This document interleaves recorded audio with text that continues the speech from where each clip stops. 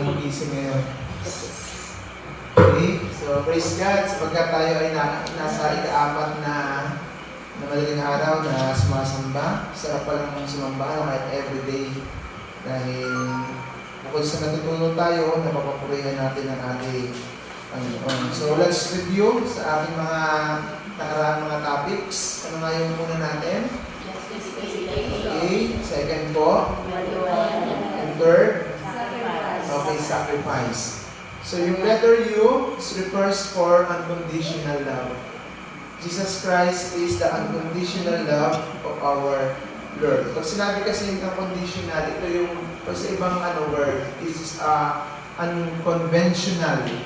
Yung hindi natin pinaugalian, siya lamang ang nakagawa nito. So dito, papasahin ko muna ang talata before we pray.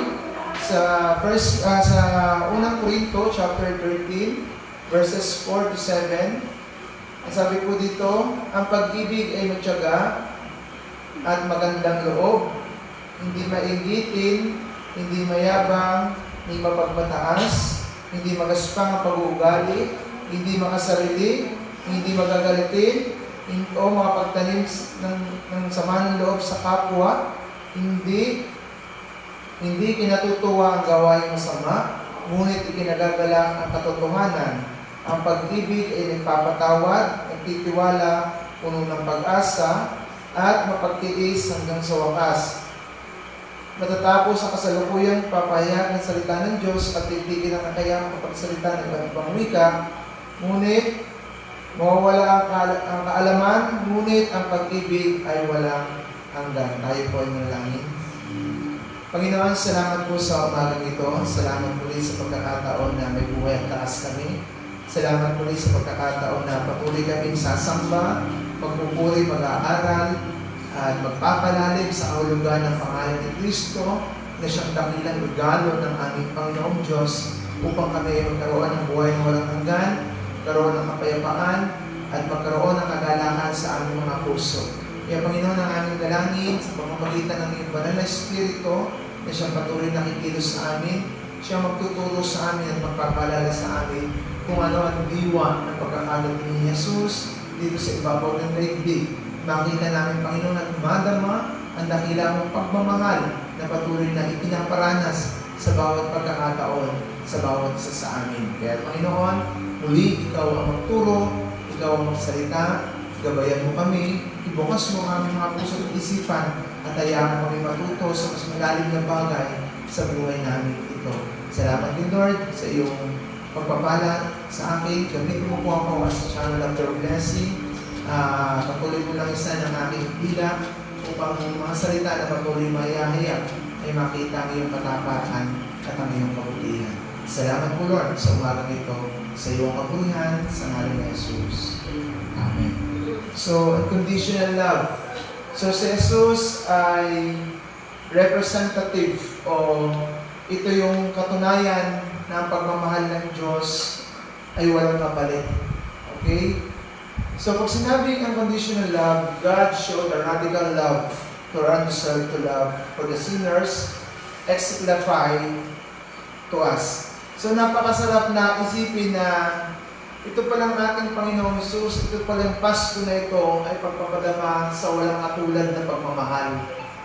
So, hindi natin napapansin sa maraming pagkakataon na ang pag-ibig at kabuuan ng pag-ibig ng Diyos, itong si Jesus Cristo.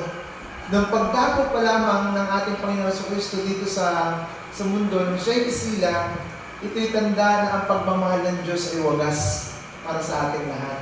So, can you imagine that? Na unconditional love, ito yung pag-ibig na hindi natin siya inibig at tayong hindi kaibig-ibig ay kanyang inibig. So, napakasarap isipin na ang diwa ni Jesus sa buhay ng mga tao, isang pag-ibig na hindi kayang tumbasan ng pag-ibig na meron tayo. Kaya ang conditional love o kaya the radical love, yung dakilang pag-ibig ng ating Panginoon. So dito, ipinakita ni Paul sa Corinthian kung ano yung pag-ibig na sinasabi ng talata o sinasabi ng Biblia patungkol sa atin. Ito yung pagmamahal ng Diyos. Number 1, the love of the Lord is patience. napaka-tiyaga ng pag-ibig ng Diyos sa ating lahat. Kaya sabi ko kanina, yung unconditional love o kaya unconventional love, a radical love to undeserved love for the sinner. So ito yung sinasabi niya, yung pag-ibig ng Diyos napaka-tiyaga. Isipin niyo naman, iniwan niya ang kalangitan, namuhay siya sa piling natin, yung Diyos na dapat na hindi napapagod, yung Diyos na dapat hindi mahihirapan, pero naging matyaga siyang harapin ito hanggang sa kauli-ulihan ng kanyang tungkulin sa ibabaw ng daigdig. Kaya nga sabi ng Romans 5:8, Christ died for us while we were still sinner. Isipin niyo mabuti yun. Ang Panginoong Hesus na nangangaral siya sa ibabaw ng mundo noong panahon na yon, ipinapakita niya ang pagmamahal ng Diyos, itinuturo niya yung mabubuting bagay at tamang pamumuhay sa mga naunang nakasama niya. Pero yung mga tao nun, pinipili pa rin ang mamuhay sa kadiliman o sa kasalanan. Parang tayo din, walang pagkakaiba kung minsan sa buhay natin. Napakabuti ng Diyos, mahal tayo ng Panginoon, pinagtsatsagaan tayo ng Panginoon. Nung nalaman ng tao kung minsan na ang Diyos ay pag-ibig, ang Diyos ay may dakilang pagmamahal, yung pananamantala sa kanyang kabutihan, patuloy pa rin ginagawa ng tao. Kaya nga sabi doon, Christ died for us a while we were still sinners. Kaya pinapakita dito yung unconditional love, yung pagmamahal ng Diyos is very patient. Tinatyaga niya. Pero yung tao kuminsan, makikita na lang natin sa buhay natin kung yung Pasko ay diwa ay pag-ibig, makikita natin kung paano tayo nagmamahal ng totoo. Katulad na for the giving, we give to those who are, we want to give, parang minamahal natin, nagbibigay tayo dahil sa mga taong kayang magbigay sa atin. Kaya nga kung minsan, bakit ito binibigay nitong taong ito? Hindi naman ito nagbibigay. Isipin niyo mabuti yun, isipin niyo lang yung pag-ibig ng Diyos, napaka-patient niya. Kahit na tayo undeserved to love, pero minahal pa rin tayo ng Panginoon. Yun ang pakaisipin natin. So ano pa? Sabi niya dito, love is kind. Napakabait na pag-ibig ng Diyos. Maganda ang loob. Yan ang pag-ibig ng Diyos. Ito pala yung Pasko. Napakaganda pala ng Pasko. Kabaitan, pagmamahalan, pagbibigayan, pagpapatawaran. Yan ang ibig sabihin. Yung Pasko rin, hindi yan is all about jealous. Kasi pinagkat ko kanina, yung isa nire-regaluhan, yung isa hindi nire-regaluhan. The Christmas is not all about jealous. The love of the Lord is not jealous. But tama lang sa Panginoon na siya ay magselo sa atin. Diba sabi sa Old Testament, I am a jealous God. Normal lang yun. Kasi isipin niyo naman, we are created of our Lord. Pero mas minamahal mo pa rin yung creations rather than the Creator. Kaya normal lang na magselos ang Panginoon. Pero yung selos na hindi para iwanan ka ng Diyos. Tama? Ang Lord nagsiselos, pero hindi para tayo iwanan. Yun ang klase ng pagmamahal. Kaya nga, kuminsan sa atin, yung pagmamahal natin, pag nakagawa sa inyo ng mali yung mga mahal natin sa buhay, hindi mo na iniintindi. Tama? Kaya pag hindi ka naregaluhan, hindi mo na rin papansinin. Mag-wake up call niya pag December ulit. Last year, ako binigyan ito Hindi ganoon. Yung unconditional love ng Panginoon ay pinakita sa atin, itinuturo na mayroong kabaitan, hindi ito mainggitin, hindi ito mayabang, love is not, sabi dito, ang pag-ibig hindi magaspang. Napaka-smooth ng love, parang pag ginawan ka ng mali, hindi ka na uli mahal. Tama? Pero ang Panginoon, everyday tayo, we are meet, we are offended, our holy God, pero God still remaining love us. Yun yung pagmamahal na kahit sinasaktan daw natin ng Diyos, pero nananatili pa rin tayong mahal na Panginoon. I want to define unconditional love. In 1 John 4:10, God's love us first and sending Jesus as an atonement sacrifice. Ito kaduksong pa rin kagabi, no? Nakita niyo yung sacrifice ng Panginoon. Kaakibat dito yung pag-ibig na wagas. Kasi nga sabi dito sa 1 John 4:10, God's love us first is sending Jesus Christ as an atoning sacrifice. Ito yung, pwede naman sanang sabihin na bakit pa ako bakit pa ako magbabata? Pwede naman tayo mag-create ng new humanity. Yung tao na pwedeng hindi magkasala.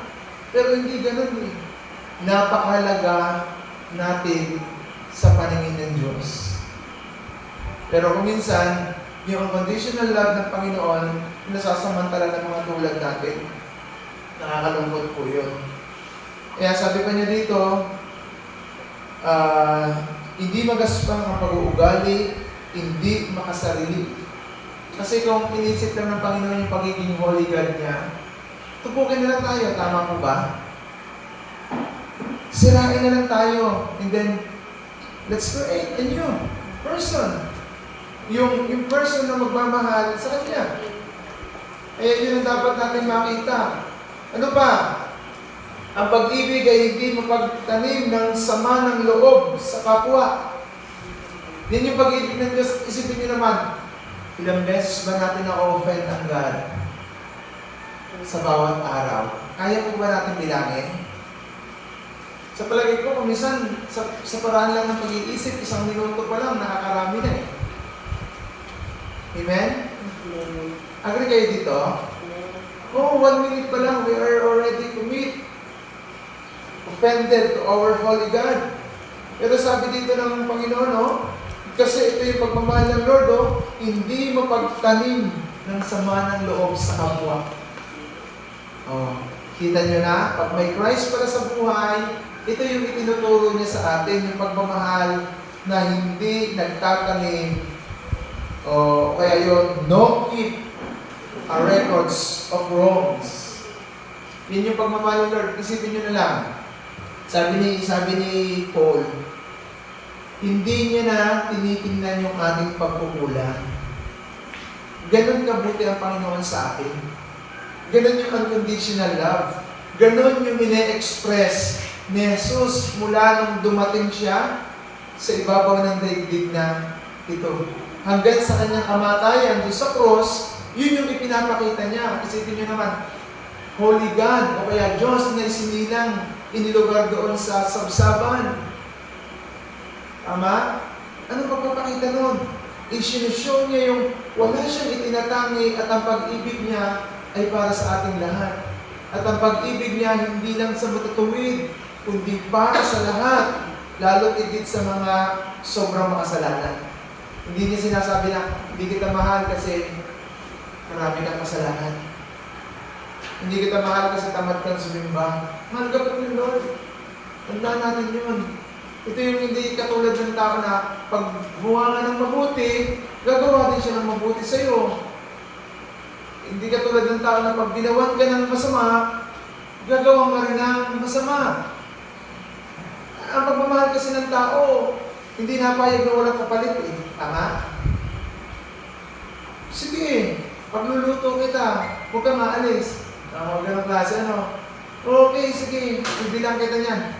Huwag ka mag-iinom. Pag nag-inom, bibilang pa rin naman. Doon iba eh. Doon minsan, unconditional din. Ito yung pagmamahal ng Lord na hindi siya nag-records. He not keep a records of wrong. Sa verse 6, sabi niya dito, love is not happy with the evil works. Yun din yung pagmamahal. Alam nyo, kaya kung minsan nakakadama tayo ng guilt feeling, kung minsan nanghihina tayo, kung minsan parang may kulang sa atin, pagmamahal ng Diyos yun. Dahil hindi gusto ng Panginoon na gumagawa ka ng mali kung ikaw ay kanyang anak. Kaya ulitin ko yung Kapaskuhan. Ano dapat ang ginagawa natin? We're celebrating with the peace, with the gladness, with the full of grateful. Hindi yung Paskong Pasko ay sari-sari yung ginagawa ng maraming tao. Kaya pansinin nyo, doon sa halimbawa sa San Jose, Paskong Pasko, maraming magnanakaw. Tama? Doon sa Quiapo, doon sa, buti na lang, wala tayo sa Baclaran, wala tayo sa, ano yung isang sigat pambilihan? Sa Divisoria.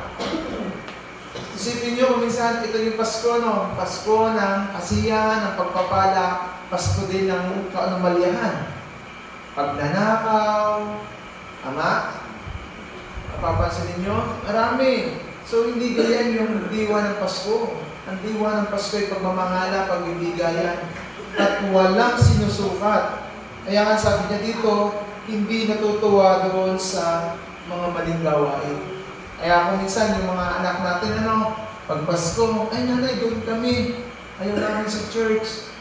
Kasama yung barkada, pag-uwi, lasing. Tuwa-tuwa pa, ay anak ko, blooming.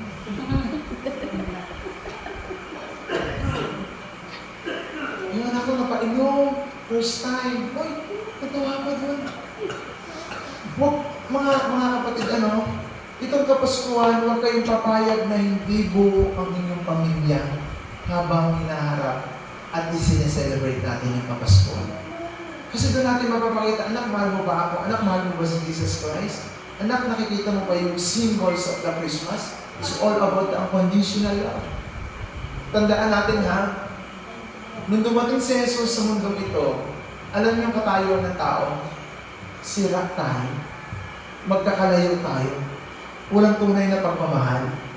Pero nung dumako si Jesus at dinako niya ang puso natin at ang tahanan natin, kinokonect niya tayo to one another's through His love. Kaya kung minsan, sa anak magpapasko, doon po ako sa kabarkada ko. Saan ako? Sa Sibalat po. Kaya kung minsan, ang magpapasko lang, yung nanay at tatay. Kung minsan yung tatay, tataas pa. Doon pa sa ating bahay. Kaya yung iba naman, kung saan maraming handa, kung tayo magpapasko. Alam niyo po, may ikakwento ako sa inyo. Nung kami ay ikwento ko na ito, marami ng pagkakataon. Kami spotted lagi kung saan merong mga bukasala. Ganun kami spotted po yun. Pag gano'n kami kasi, pinakamiyahan gano'n Spotted kami. Pag nakita ko, tatay naglalaban lang yung, anong tawag natin, yung palitaw lang yung palitaw yun lang karamihan namin handa kung saka isang pakwan. Medyo pagla pa. At saka inaalagay lang ng asin. Alam nyo, we're looking to neighbor. Sino kayo alam nyo, paano namin malalaman na yung salad? Tuturuan ko kayo. Tingnan nyo po yung basura ng mga days. So anyway, ganun parang isa simplify the way of celebrating of the Christmas. We are fine dun sa bahay na merong handa. Pero alam niyo po, ang totoong handa dapat yung puso natin para sa Pasko. Dapat you feel deeply yung pagmamahal ng Diyos. Kaya nga sabi doon sa 1 Peter 4 verse 8, paparaphrase ko na lang, ang pag-ibig ng Diyos, ino-cover lahat ng uri ng ating pagkakamali. Isipin niyo, may ganong Panginoon, may ganong Diyos. Bago hindi naman sinasabi na ikaw ay Diyos to cover the all kinds of doing wrong. Hindi tayo Diyos, Diyos ang gumagawa naman. Pero tayo gumagawa ng kasalanan. Pero hindi dapat tayo ang mag-cover ng kasalanan. Si Jesus po yun. Kaya kung minsan, ang pag-ibig ng Diyos, sabi niya dito, hindi siya nagre-records ng wrong. At hindi rin siya natutuwa sa kasalanan. At ang sabi pa dito, is happy with the truth. Parang ganito, siguro bukas may bibili ng mga quitis, Normal po yun, okay lang magpaputok. As long as huwag niyo tututok sa kapitbahay. May ganong klase, So, okay lang po yun. Pero tingnan ninyo, bakit ako mag-iingay? Kasi ako ay minahal ng Diyos sa kabila ng aking pagkukulang. So, ang sarap Kaya yung mga asawa ninyo, pag ang pagmamahal natin ay galing sa Lord, napakadaling tanggapin yan eh. Unawain, kung iisipin mo rin ikaw, pinover din lang yung kasalanan mo ng pag-ibig ng Diyos. Yun ang napakalaga doon. So sabi pa niya dito, love is never give up. Love is faith, hope, and the patience never fail. So napakasarap nito, no? Yung pag-ibig, punong-puno to ng pag-asa. Kaya nga, sabi nung awit ng ng ABS-CBN yung kanilang Christmas ID song. Kapansin Love, hope, and ano yung isa? Tatlo yun eh. Joy. So ito yun yung Pasko pala, dahil ipinadama ng Diyos ang isang kahanga-hangang pagmamahal sa sangkatauhan sa pamamagitan ni Jesucristo na ating Panginoon. Yun na napakalaga. Isa pa number 1 ang conditional love. In Lucas chapter 6, verse 27, sabi ng Lord yan, bakit ibinigay si Jesus to love the enemy? Nakakapangilabot, no?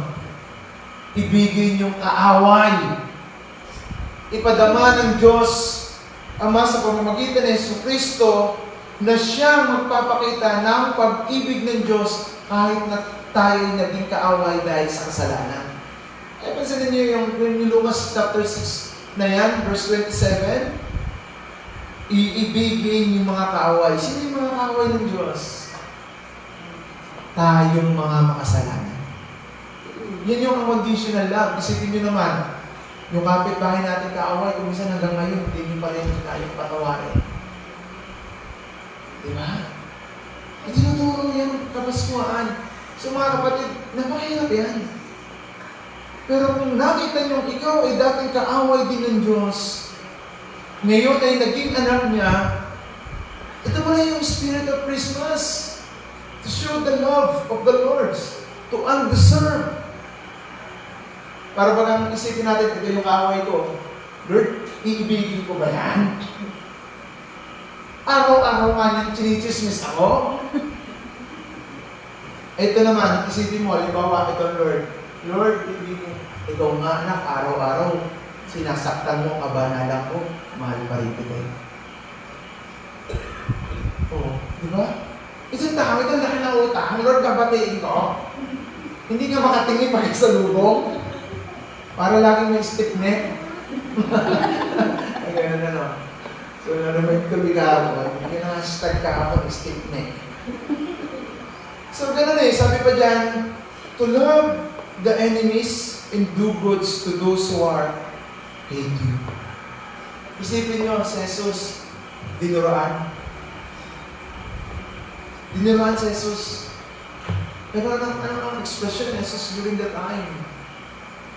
Nakatingin siya. Maganda sana kung may picture tayo ng yung palabas ng The Passion ng Christ. Yung expression ng mukha ng gumanap na Jesus doon, bagamat hindi siya yun, makikita niyo yung do goods to those who hate you. Maraming tao ngayon na ayaw sa Diyos. Maraming mga tao ngayon na haters pagdating sa Christmas. Mga puntang Pasko. Lalo na yung ibang hindi kumikilala sa Jesus ang pag-ibig ng Diyos. So marami din ang haters ng Christmas sa panahon ito. Bakit? Paano yung haters ng Christmas? Ay, si Pastor kasi, bawal daw mag-inom. Pastoy. What do you think of that? Tama ba yun? Tama ba yun? Mag-response tayo sa pag-ibig ng Diyos sa mga bagay na yun. Pwede naman mag-response na mabusog ka ng todo. Tama po ba yan? Pwede naman yun. Pwede naman matulog na talagang hindi makatulog sa sobrang busog. Kaysa naman hindi ka makatulog dahil duling ka na. Bakit ganito? Bilog ang mundo. Ang baba pa ng star.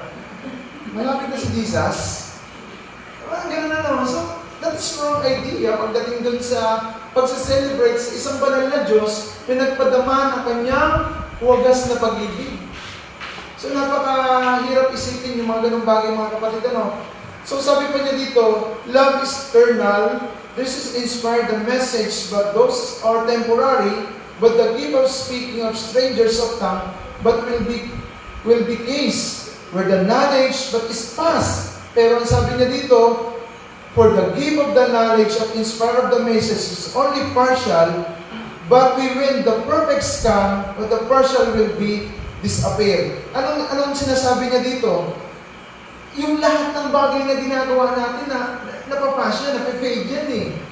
Pero tingnan natin yung pag-ibig ng Diyos, kahit sinasaktan daw natin ng Panginoon, naroon pa rin siya. Naroon pa rin siya. Kaya nga, itong Christmas na ito, maaaring binubukas ng Diyos sa atin ngayon, kahit ganun tayo sa maraming taon na pag-celebrate natin, itong pagkakataon na ito, itry daw natin yung talagang spirit of the Christmas. Itry daw natin yung selebrasyon dahil sa Kanya yung sentro, ano yung madadama natin.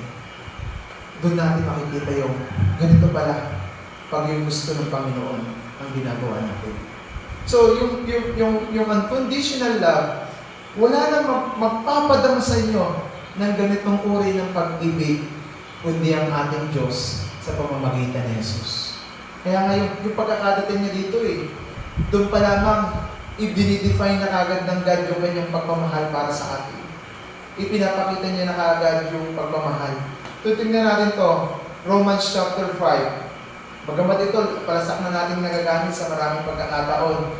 Romans chapter 5, verses 8. Siguro hanggang pababa, no? Sabi niya dito, at nabubuhay sa Romans chapter 5. Okay, sabi niya dito, ngunit ipinadama ng Diyos ang kanyang pag-ibig sa atin nang namatay si Kristo para sa atin nung tayo ay makasalanan pa. So, God's demonstrating His love. Nung namatay si Jesus, yung crucifixion niya. Kaya nga lagi nating aalalanin, huwag lang basta pagkakasilang. Kasi minsan, pag inisip natin, sinilang ulit si Jesus. At mag-aantay ulit tayo ng April para may pako uli. Hindi. Dapat natin nalalahanin sa Paskong ito, yung isinilang na Jesus para sa ating lahat ay ipapako sa cross para ipadama ang kanyang pagmamahal at tayo iligtas. At sa pagkakabuhay ng muli, ikaw ay binayaran at ipinadama ng Diyos yung kanyang pagmamahal. Ulitin ko, hindi mabubuo yung pagmamahal ng Diyos kung isinilang lang siya. Ang kabuuan nun, nung siya'y namatay at nung ikatlong araw ay nabuhay ng muli. Kaya nga, nung nakita ninyo, yung mga magi na inutusan ni Haring Herod, na pag nakita niyo itong sanggol na ito, sabihin niyo sa akin at ako'y sasamba din. Pero, ang likod doon, papatayin niya yun. Papatayin niya yun. O ipapapatay niya. Pero anong ginawa ng three magi? Lumihis sila ng daan upang magpuri. At palagay ko itong three magi nito, nag-proclaim din na ito na yung manunubos kasi astrology sila Nag-aaral sila patungkol sa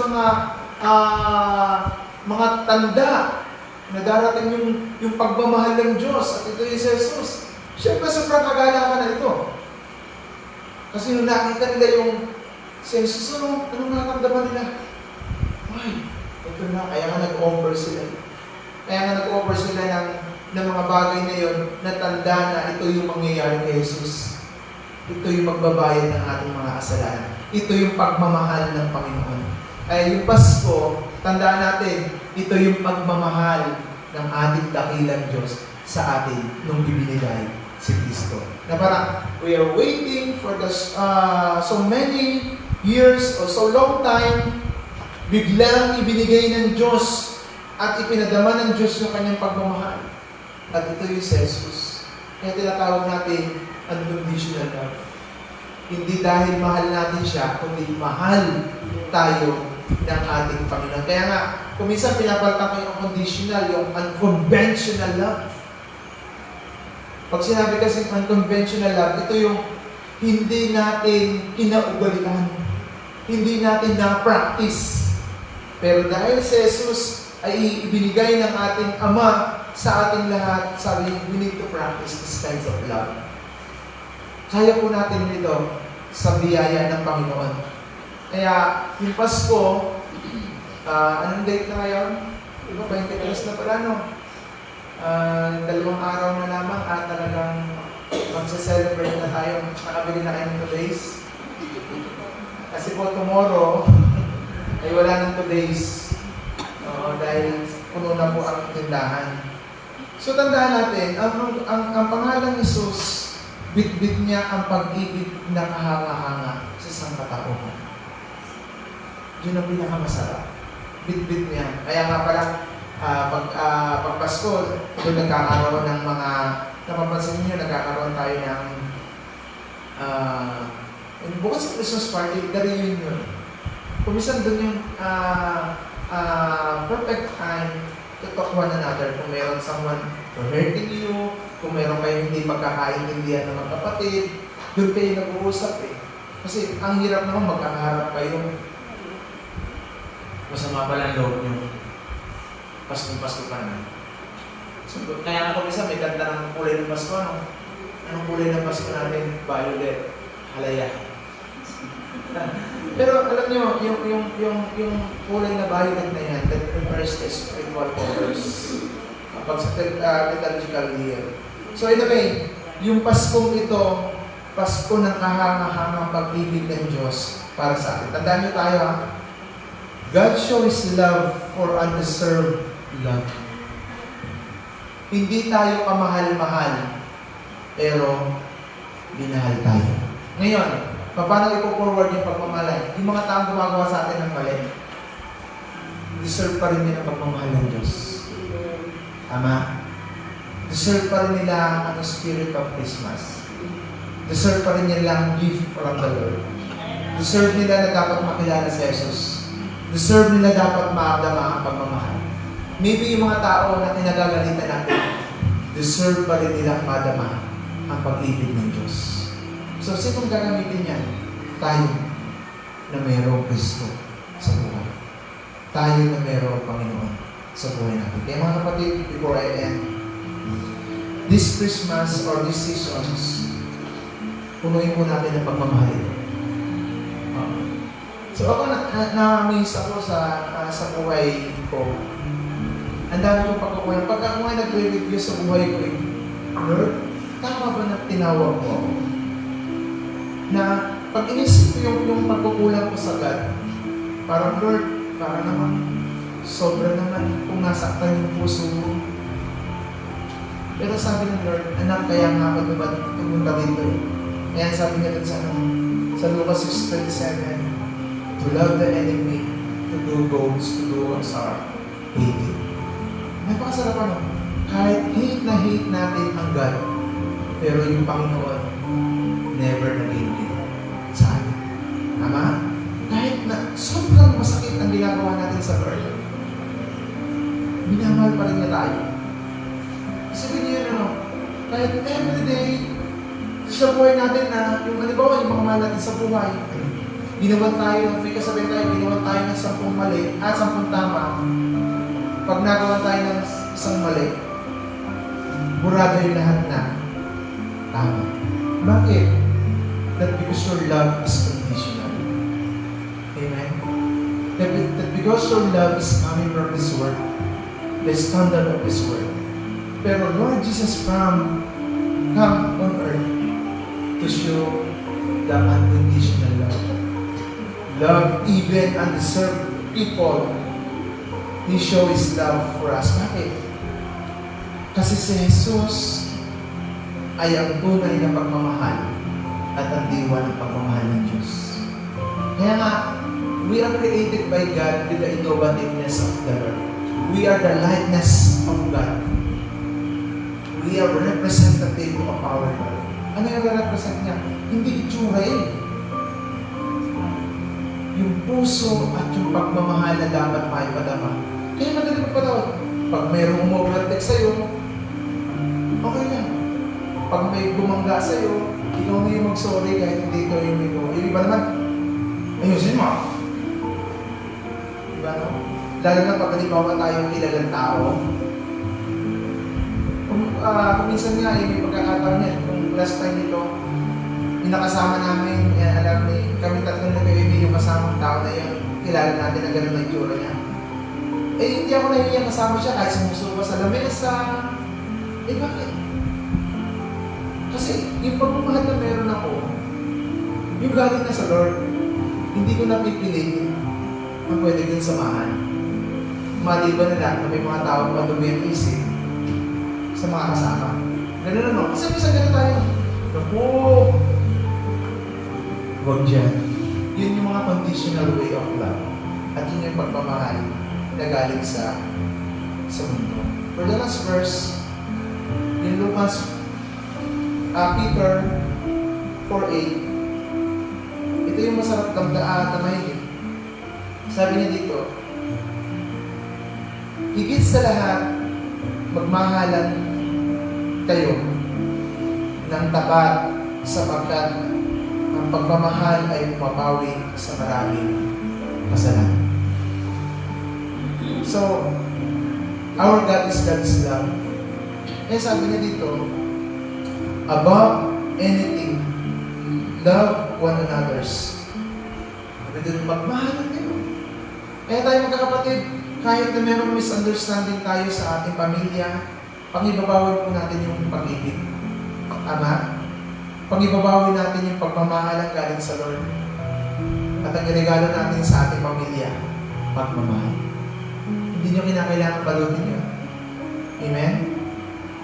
Kaya nga sa Jesus saan siya binalot? Sa simpleng lampin. Yung lampin, pag dumadagi sa balat natin yun, magandang init. Naramdaman niyo po ba yun? Yung pranela, pag lumapit din sa atin, di ka parang very comforted. Yun yung pagmamahal ng Lord. Kaya mga kapatid, ang pinakamagandang ireregalo natin sa ating pamilya, si Jesus. At si Jesus ang pag-ibig ng Diyos. Si Jesus ang walang wagas na pag-ibig ng Panginoon. Ipakilala nyo, huwag kayong mahihiya na sabihin na wala kaming ibang bagay na gustong regalo sa inyo, kundi si Jesus na pag-ibig ng Panginoon. Sa bawat darating sa inyo, i-bless nyo, ipakilala ninyo, yung bisita darating sa inyo dahil marami tayong handa. Although, pakainin nyo, pero bago kayo mag-start, i-share nyo ang tunay na regalo i-receive nila dapat. Si Jesus lang po yun. Hindi kinakailangan ng pera, hindi kinakailangan ng mamahaling rapper. Ang kinakailangan lang, ipakilala niyo si Jesus na tunay na regalo ng ating Panginoon at ang pag-ibig na wagas na dapat madama ng bawat tao. At ang Kapaskuhan ay tungkol sa pag-ibig na hindi nagmamaliw, ang dakilang pag-ibig ng Diyos sa ating lahat, at yun ay si Jesus na ating Panginoon. Na siya nagpadama at nagpakita, exemplify, yung word na exemplify, yung ipinakita niya ang diwa ng Pasko ay diwa ng pagmamahalan sa bawat tao. Hindi po ba? So, Merry Christmas po mga kapatid. Ang pag-ibig po ng Diyos ang siyang maghari sa atin lahat. Tayo po lahat tumayo.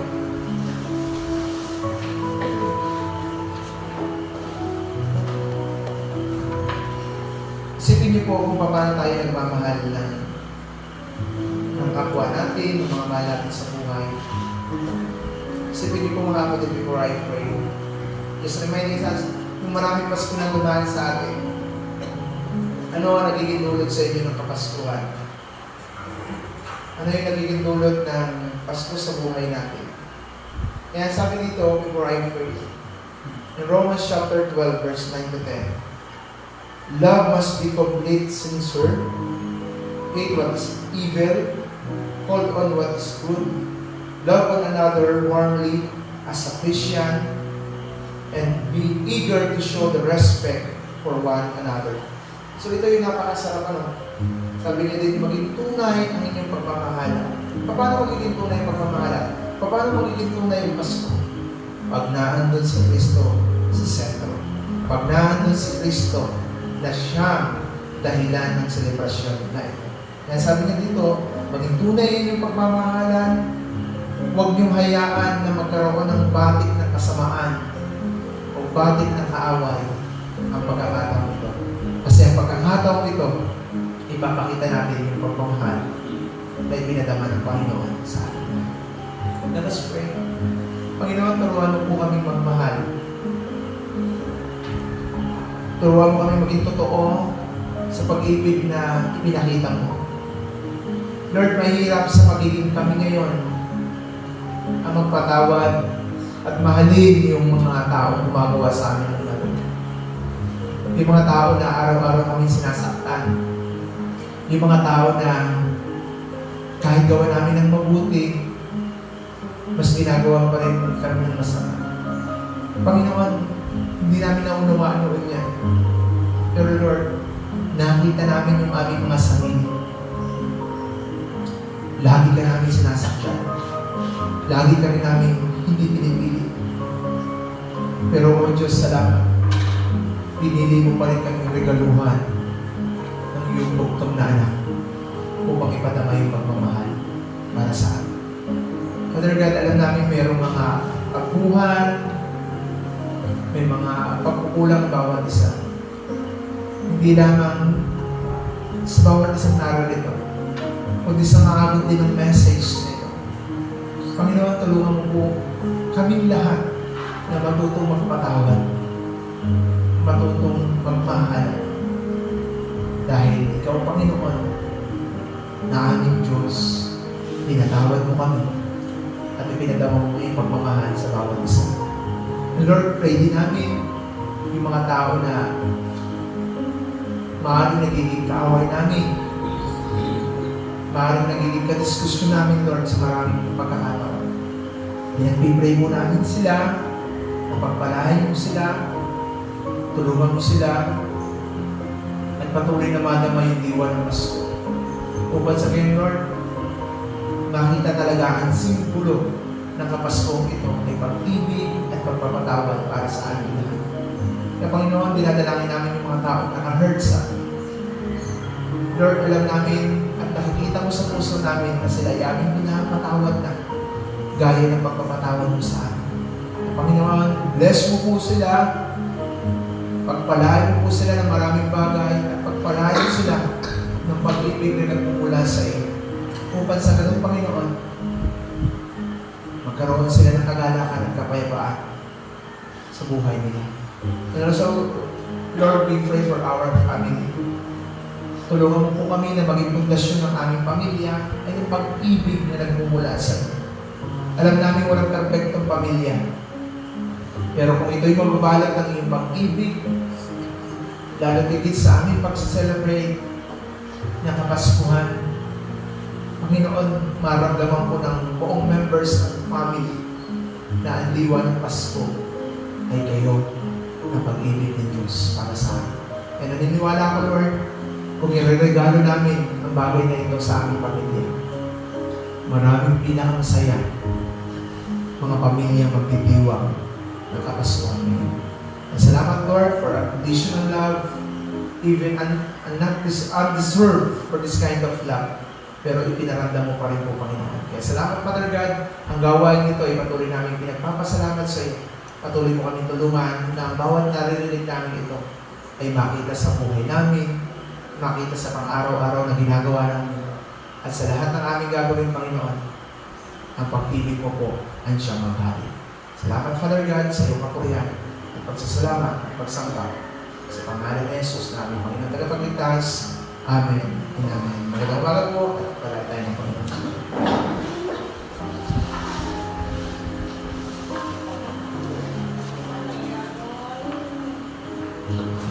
Ayan.